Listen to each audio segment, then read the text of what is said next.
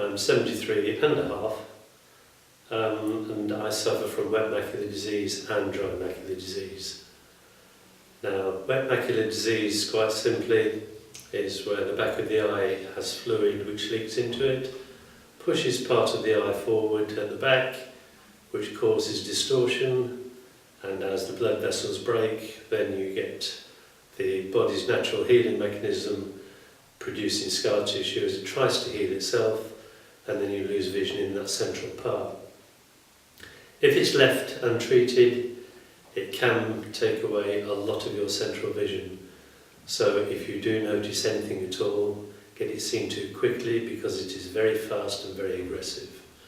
There are treatments for wet macular disease, and this involves having an injection at regular intervals, currently of a substance called Lucentis, and that's usually done about once a month. And please don't worry about the injection.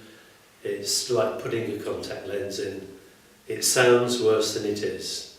So far I've had 33, and my vision in my left eye, which is the one which is currently having the injections, is doing very, very well.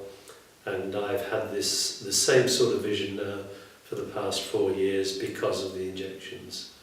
Now, dry macular disease is where the back of the eye, the rods and the cones, like the rest of us, dies off after a while.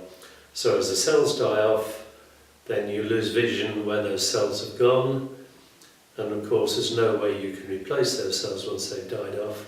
So the vision does get worse and worse as you get older. So yes, there is no cure for it at the moment, but at least you can live with it and you'll know what's going on. Light affects me quite considerably. I've lost a lot of colour. I have difficulty now in recognising blue from green. My wife reckons she dresses me, but I do know where she now puts my clothes so that I can get the right thing out to match whatever I'm doing. But I do find that contrast makes an awful difference, and light makes an awful difference. So I now need more contrast, more light, and I need time to try and focus on what I'm looking at.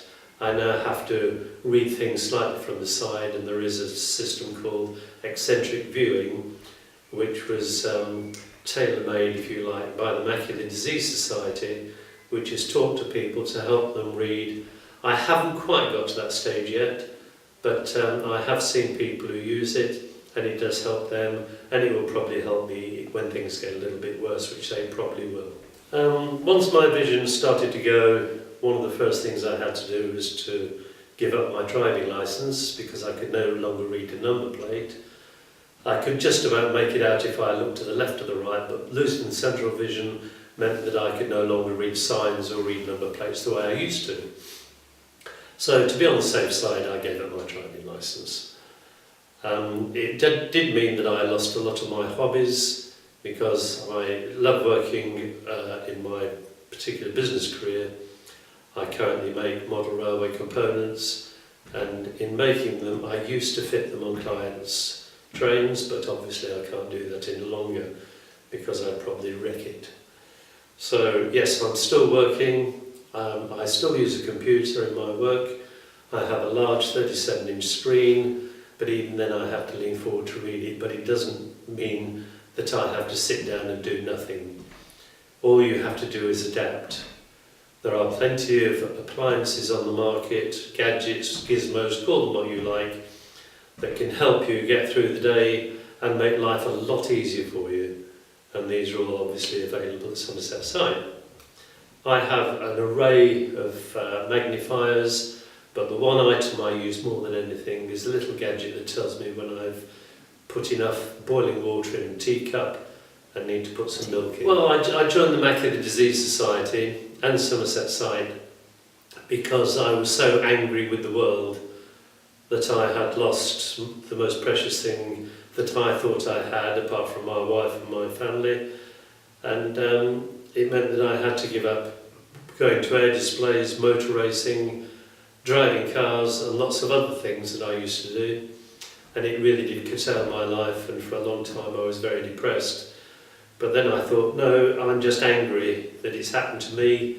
And then, of course, I found out what it was all about, how it affected so many other people, and how, with awareness, you could get other people to recognise the symptoms, and if they recognise them soon enough and act on those symptoms, act on the information given with those symptoms, at least you can get something done about it to try and save your sight.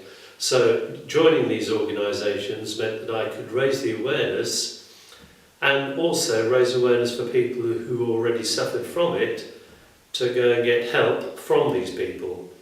So if you've got people around you who know what it's like, people who understand your condition and have gadgets, gizmos, whatever to help you through life, and if you've got a good close family, then life ain't that bad after all, and there is a lot to look forward to.